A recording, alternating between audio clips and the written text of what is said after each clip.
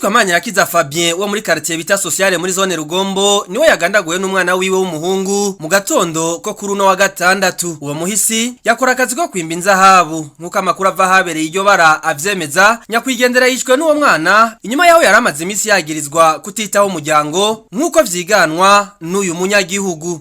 Uyu mugabo yitwa ku mazina ya Manirakiza Fabien akaba ari imvukira y'Imabayi. Muri no misi yarasanzwe ahantu rero yari mu Imabayi asigaye abahangaha muri zone ya Rugombo. Yarasanzwe akora mu bintu by'inzahabu Imabayi, yagendayo akamarayo imisi itari mikeya nyene ku kwimba inzahabu. Rero icyo bapfa n'abana niyo muhungu wiwe ati ise yagenda Imabayi akagumayo ariko ikico yakorera ngo ati ntakibone nta mahera yabereka. Rimwe ngo ati yahoroza nyene afise n'inzahabu. Biravuga yuko rero uyo mwana niba yazibonye izo nzahabu mu nzu afata intuke afata umupanga aca mutima yararyamye serakijyamye. Vyongeye amakuru ava mu babanyi ba nyakwigendera abandanya yemeza ko hari hagize iminsi njyane zidasanzwe hagati ya Fabien n'umuryango wiwe, aho mbere hari nabemeza ko umukenyezi wiwe nawe nyene hari ica 𝐵'𝐻𝐼𝐶 uko bamaze iminsi bari mu mijyano myinshi cyane. Dufise ikibazo yuko ari pla umugore bagiranye n'umuhungu we mukuru kugira bamwice. Gushika ubu rero wakoze iryo bara ntarafatwa. Naho biruko abarongoye zone Rugombo bamenyesha ko baza batanguye amatohoza kugira aho hose wakoze ubwo bwicanyi yobonwa aca hagarikwa ashikirizwe ubutungane.